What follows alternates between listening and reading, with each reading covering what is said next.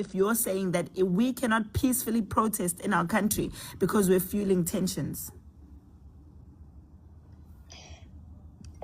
South Africa, as I mentioned before, has a high crime rate. You mentioned there the corruption that has taken place within the police, within the government, that's being investigated, that has been exposed over many years.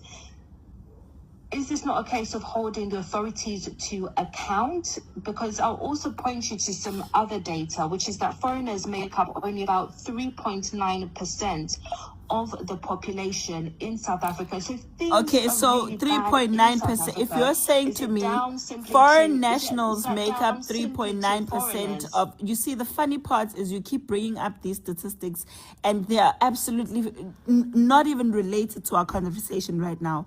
You're saying 3.9% of foreigners are in this country. Those are foreigners that are walking around with documents. I'm telling you, we have an illegal immigrants crisis in this country. So your line of questioning should be in line with that illegal immigrants that we have in the country. You can't be bringing out statistics about foreigners and telling me that the crisis that we're dealing with is not real because you're going to bring out statistics on foreigners. Foreigners are in this country, and the 3.9% is only the ones that we know. We have millions and millions and millions of them that every time we have to walk around and do operations, nobody can find them. They're in our prisons. They're running away. You've got videos and videos that you can actually go on the internet, like right now. And I'm asking you, go on the internet, find these videos of foreign nationals running away because they're undocumented in this country. We're not creating that as a theory to try and blame foreign nationals for the crimes that are going on in our country. That's not what we're doing. For years, ever since our democracy has been in existence, we've been living with foreign nationals. That's 30-something years later. But we're saying right now, what we have is a crisis. It doesn't need you to write stories about how South Africans are attacking foreign nationals, because that is not the true reality of the story. Exactly what happened now on this particular march, as you're saying, we must hold our government accountable. That is exactly what we were doing. We were marching as South Africans to go and hand over a memorandum to our government and tell them that we're unhappy with foreign nationals. One of those foreign nationals, or even 2 or 3, I don't even know what the actual number is, ran over a South African who was at the march. That is how the tensions began to be fueled. That is the story that you should be telling. Why are foreign nationals in this country so brazen that when South Africans are marching, they decide they're going to run over a South African? One of the other guys runs over to try and assist, calls 2 other guys to come and assist. And when he does that, the one guy gets stabbed by these foreigners and ambushed, stabbed in the hand. The one guy gets stabbed in the back as he's trying to run away, and the other guy is stabbed on the head. These are actual people that we had to watch while we were marching. The march had to stop because these people came to report, hey, look, we're having trouble because foreigners are stabbing us. That is how things got out of hand, not because South Africans are crazy and decided that foreign nationals are a problem. Who goes to stab people in their own country just because they're having a peaceful protest? Who does that? Why are you not questioning the foreign nationals and their behavior in this country? Why are you questioning me about our stand and marching to our government to hold our government accountable? Nobody was there trying to fight with foreign nationals.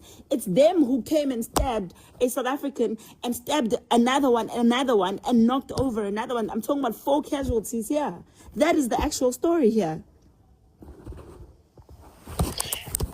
I have been researching this, and please correct me if I'm wrong. Reading the news reporting from this, we haven't seen evidence of people being arrested, so we don't know who actually carried out these crimes and the numbers of people who were injured there. So there seems to be a lack of information, and particularly at a time when there is a lot of misinformation online, on social media. The concern from critics is that this is fueling disinformation there in South Africa. So who is supposed to give you that information? Who is supposed to get arrested? And if someone is not arrested, does that mean that the videos that we provided are not real? Could you share the videos with us as well of these people who carried out these crimes and then also the stabbings? That would be really helpful. We for us don't in have clarifying videos of people who carried out the crimes. We've got videos of the people who were stabbed when they were in hospital. When they're in, so that is part of the challenge, Jacinta, because it's difficult to say that it was foreign nationals who came and did A, B, C, D. So what are you suggesting? Are you suggesting to me? anything. Are you suggesting to me that we stabbed our own people? No, I'm not Are suggesting you suggesting that, that the people who were stabbed are lying and creating stories? What are you suggesting here? Because if you're saying it's difficult to prove, I'm saying to you, let me put it to you. I'm saying to you, I'm going to provide you videos of 4 people who are in hospital after being stabbed and run over by a car by foreign nationals. These videos have these people actually saying what happened to them in the videos. And you're saying to me that that is not enough evidence to you because you feel that this evidence must be supported by what? Usually there is an investigation, there is a trail of people who've been arrested. When you've taken this information to the police, what have they said? I think if you're dismissing me telling you that there's video evidence and people providing video evidence of themselves stabbed, I'm not talking about people here who you're going to see just standing there. I'm talking about actual blood, actual wounds, actually sitting in hospital. And you're saying to me that's not enough evidence. I really am starting to wonder, what is the objective of this interview? Are you really trying to get the real story, or are you trying to prove that South Africans are mad people who are just attacking foreign nationals? Because your line of questioning is very questionable. Very questionable. The point is, everyone that we do speak to, we do have to ask them the tough questions. Right? No, this is not asking me tough questions. Those who might see things. No, you are not asking me tough questions if I'm saying to you, I'm going to give you evidence, and then you turn around and tell me that you can't accept the evidence that I'm going to give you. What's the tough question? I'm talking about actual things. I did ask you, and I said, that's why I did ask, please send us that evidence. It is important to send us that evidence. The question then is, what my follow-up question was that, does this video evidence show the people who did carry out the attacks? And that's where the gap is. But I'm saying to you, so these people are in a march, right at the back, listening to this. One gets knocked over by a car and then the other one gets stabbed, and you're saying to me I must have actual videos of the people who did it. So I'm saying to you, I'm asking you again, is it not enough that they were stabbed and you can see their stabbed wounds, you can hear their stories, their actual stories in the video that I'm going to give you, you can see their actual wounds on the head? Are you by some means implying that we would create such a story just because we're trying to paint foreign nationals as the negative people? The march did turn violent, as you know, as has been widely reported. The point that's disputed is what sparked that violence and the people who have been affected by that violence. Is that a question? Just to go back to the reasons for the protest, you mentioned that you were angry at the appointment of a new Nigerian king community leader there. Why were you angered by this? Because we've got our own kings and our own royalty and our own leaders in this country, and Nigerians have been disrespectful to us for a long time, carrying out rituals and ceremonies that we have strongly rejected before, but they don't stop doing it, and it is disrespectful to the current kings and queens that we have in our own country.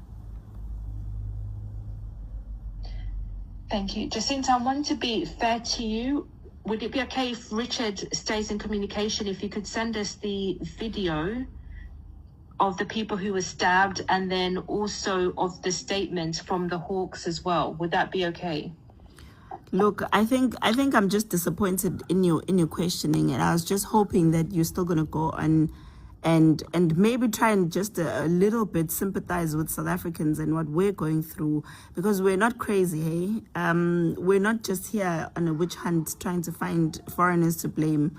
We've been tolerant, we've been patient, we've been accepting, and every time we try and stand up for ourselves, we're labeled as xenophobic.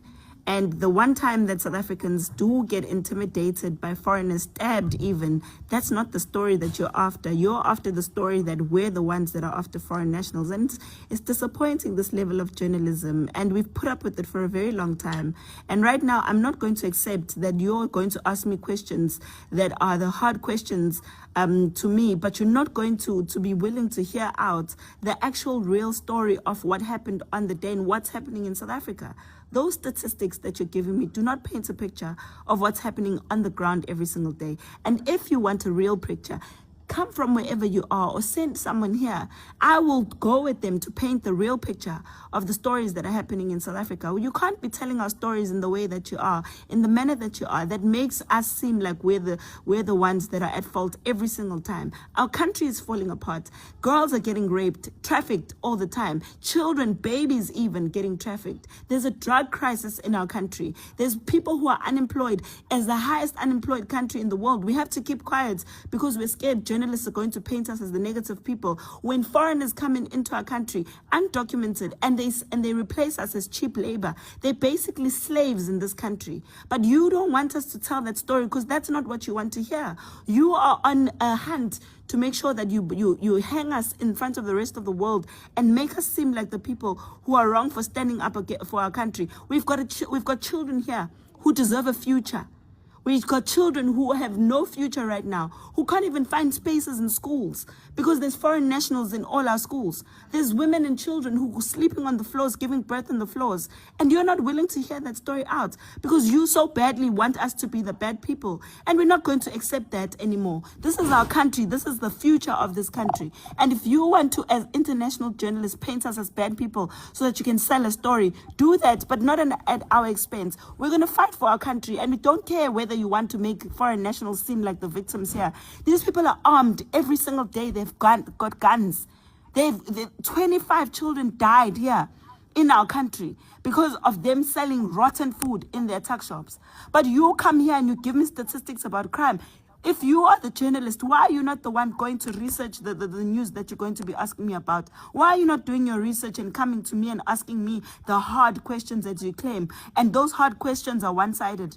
No, you're not going to do this anymore to us. We are not going to do that. We've suffered enough as South Africans tolerating all this negative journalism from foreign journalists trying to make us seem like a country of people who are not okay in the head so that we can keep tolerating foreign nationals. All of these NGOs and NPOs that these foreign countries have brought here and are funded by the United Nations and Open Society and all of them are coming into our country and funding all these NPOs to keep flooding us with foreign nationals and illegal immigrants and painting them as refugees. We've tolerated this nonsense for way too long. Way too long. You can carry on with your interview, but I'm telling you, you are not going to paint us as negative people. You can share this with the rest of the world. I don't care. But you are not going to paint us as negative people anymore in our country for standing up for our children and the future of our children. If it was your country, you are not going to tolerate this. If it was white people that are being affected, you are not going to tolerate this. Now it must be black people that suffer because you keep flooding us with illegal immigrants and then painting a picture of us being bad people. It's enough now. It's enough.